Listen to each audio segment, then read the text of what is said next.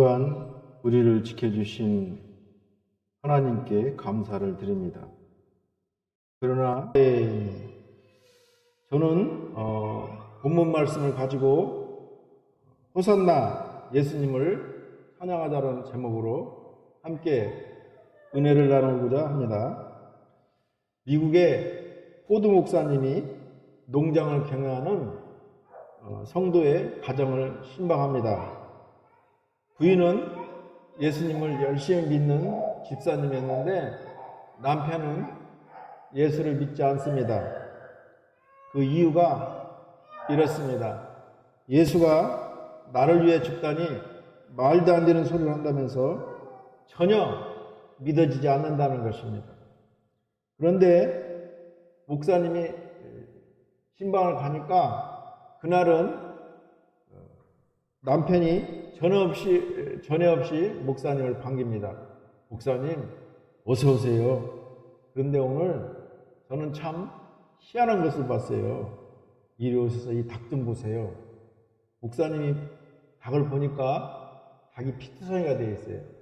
그리고 목이 뜯겨져서 이렇게 죽어 있습니다. 그런데 그 닭 날개를 보니까 오란 뿅아리 새끼들이 삐약삐약하고 살아있는 것입니다. 농부의 말에 의하면 아침에 일찍 나가보니까 닭이 이 목이 부러져서 피를 다 빨리고 그리고 죽어 있더라는 것입니다. 툭 치니까 그 밑에서 뿅아리가 10마리가 삐약삐약하고 놀고 있더라는 것입니다. 한 번에 이 목재리가 닭을 먹으러 왔는데 닭이 도망가지 않고 그 아래에 자기 새끼들을 보호하려고 그 자리에서 가만히 있다가 목재리한테 밀려서 죽고 피를 빨리게 되었다는 것입니다. 어미닭이 병아리 새끼들을 버리고 살 수 있었을 텐데 새끼들을 위해서 피를 흘리고 생명을 잃은 것입니다. 마침 좋은 기회가 생겼다고 생각한 목사님이 그 남편에게 이렇게 말합니다. 그리고 이제 예수 그리스도의 십자가에 대해 설명합니다. 이 어미닭처럼 예수께서 나와 당신의 죄를 위해서 대신 십자가의 고난을 받으시고 피를 흘려 죽으셨습니다. 그래서 나와 당신이 살게 된 것입니다. 이렇게 말하니까 남편이 그렇군요. 이제 확연하게 이해가 됐다고 이렇게 말하면서 그 다음 주부터 열심히 신앙생활을 해서 그 신실한 성도가 됩니다. 복려주일은 예수님이 십자가에서 죽으시고 구원의 완성을 위해서 예루살렘에 입성한 날입니다. 예수님이 나귀를 타고 입성할 때 이스라엘 민족들은 로마를 구원할 자기 나라의 메시아로 생각하고 있었던 것입니다. 사실은 예수님은 그들이 생각하는 유대 땅을 구원하는 것이 아니라 모든 인류를 죄에서 구원하기 위해서 십자가에 죽으러 갔던 것을 말합니다. 그래서 오늘은 그 유대인들이 6월절 날 국례나무를 들고 호산나 호산나 이렇게 해서 종려주의를 하고 내일부터는 이제 한 주간 고난주간으로 지어주는 것입니다. 고난주간은 예수님이 우리의 죄를 대신해 죽으시고 그 다음에 십자가에 죽으신 고초와 또 예수님의 사랑을 깊이 생각하면서 거룩하게 예수님의 죽으심을 기념하는 한 주간을 말하고 있습니다. 예수님이 잡히시기 전날 제자들과 함께했던 최후의 만찬을 기념하는 목요일, 바로 이것이 오늘 하는 것이 예수님의 죽으심과 부활하심을 그리고 다시 오심을 기억하기 위해서 원래는 매 주일마다 하는 거예요. 근데 사람이 많고 번거롭다 보니까 장로교에서는 1년에 한 번, 순복음교회에서는 한 달에 한 번, 또 성결교회에서는 어떤 행사가 있으면 이렇게 하고 있습니다.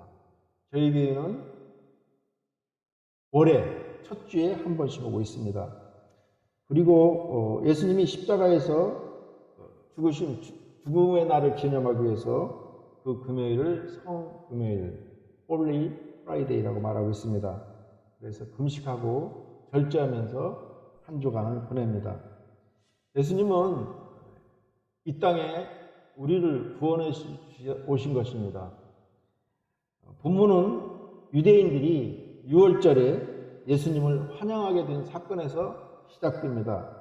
원근 각지의 수많은 사람들이 예수님이 예루살렘으로 들어온다는 소식을 듣게 됩니다. 무리들이 종려나무를 들고 예수님께 호산나 호산나고 외칩니다. 호산나라는 뜻은 오 구원해 주옵소서 그 뜻이에요. 우리들은 예수님이 우리를 구원할 호산나이면서 이스라엘의 악의 세력부터 구원할 왕이라고 믿고 있습니다. 백성들은 로마의 압제로부터 자기들을 구원할 것으로 기대했지만 예수님은 그것이 아니고 영적으로 우리의 죄를 구원하러 오셨던 것입니다. 이렇게 유대인들의 생각과 예수님의 생각이 다른 것이죠. 예수님께서 예루살렘으로 들어가실 때 스가랴서 9장 9절에는 이렇게 기록되어 있습니다. 어린 낙의 새끼를 타고 주님께서 예루살렘에 들어가신다. 이렇게 기록되어 있는데 이대로 그 말씀을 이루십니다. 초림하신 예수님은 나귀를 타고 죽으러 가는 겸손한 모습이지만 재림의 예수님은 백마를 타고 우리를 심판하러 오는 심판주이십니다. 이스라엘 백성들은 세계를 지배하고 젖과 꿀을 흐르는 복을 약속받았지만 우상을 섬기다 그들은 다 망합니다. 그리고 참 하나님의 뜻과 예정 가운데 2000년 동안을 그 팔레스타인 땅을 헤매다가 1945년 4월 17일 날 때가 되매 그 이스라엘 국가를 세우게 됩니다. 이것이 우리 주님이 다시 오신다는 하나의 표적입니다. 예수를 믿고 교회를 다녀도 마음이 하나님으로부터 떠난 사람은 주님의 보호를 받지 못합니다. 초대교회는 예수를 믿고 그리고 구원을 받습니다. 순종하고 하나님을 사랑해서 모든 문제를 해결받습니다. 하나님의 뜻을 이루려면 우리가 먼저 세상과 구별되어야 됩니다. 영합해서는 안 됩니다. 우리 12절, 13절 말씀을 함께 읽습니다. 그 이튿날에는 명절에 온 큰 무리가 예수께서 예루살렘으로 오신다는 것을 듣고 종려나무 가지를 가지고 맞으러 나가 외치되 호산나 찬송하리로다 주의 이름으로 오시는 이 곧 이스라엘의 왕이시하더라. 우리는 이러한 군중들의 환호에 대해서 깊이 생각해야 됩니다.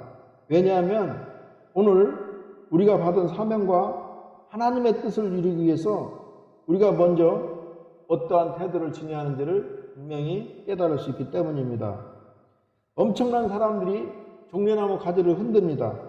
호산나 찬송하리로다 이스라엘의 왕이야 이렇게 외치는 걸 볼 때 유대인들은 예수님이 로마의 통치에서 앞에서 벗어나게 하시고 자기들을 로마의 식민지에서 구원해 줄 메시아로 믿었던 것입니다.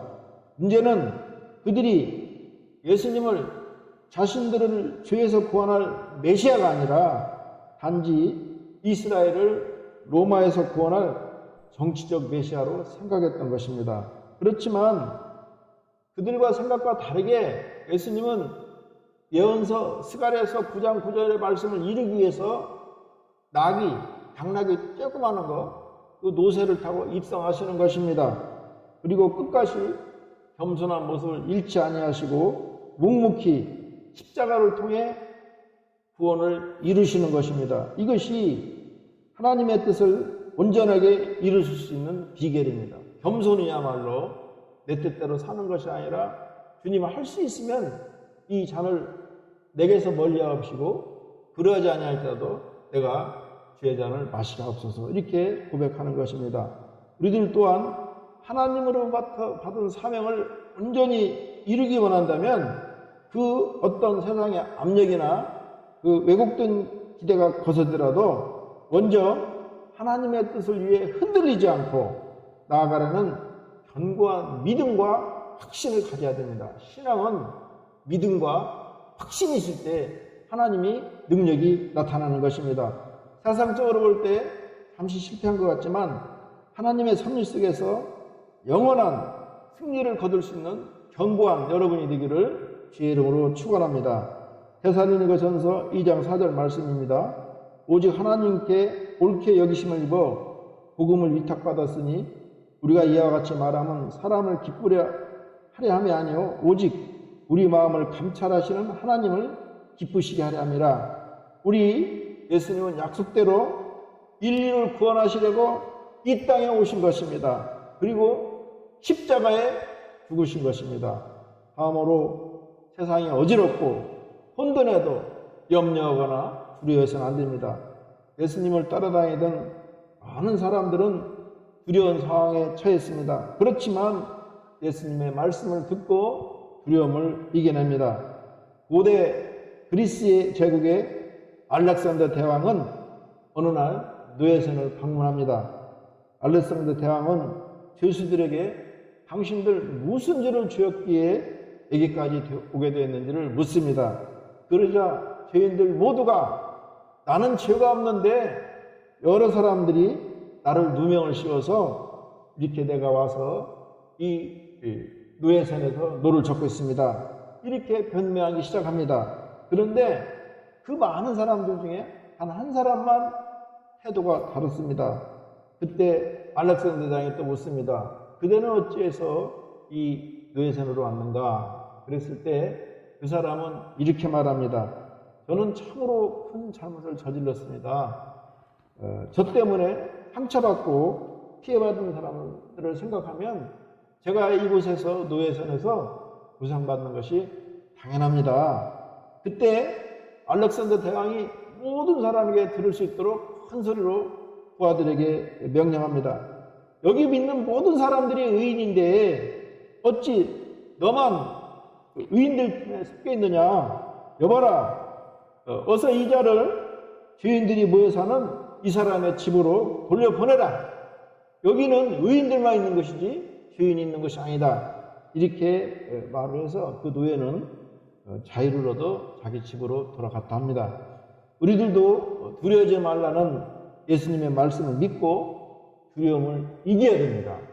염려와 근심은 하나님이 없다는 나의 불신앙의 표시인 것입니다. 마지막으로 인류의 구원자로 오신 예수님을 믿고 환영해야 됩니다. 예수님을 따르던 백성들이 6월절 날 예루살렘으로 들어오던 예수님을 호산나 호산나 하면서 환영합니다. 성경은 성경의 진리를 깨닫기 위해 평생 배우고 힘써야 됩니다. 나도 하루만 성경을 안 읽으면 잘 모르겠어요. 아침, 점심, 저녁 쉼없이 말씀을 암송하고 또 되뇌고 해도 한순간만 놓치면 이해가 안 돼요. 16절 말씀을 우리 함께 읽습니다.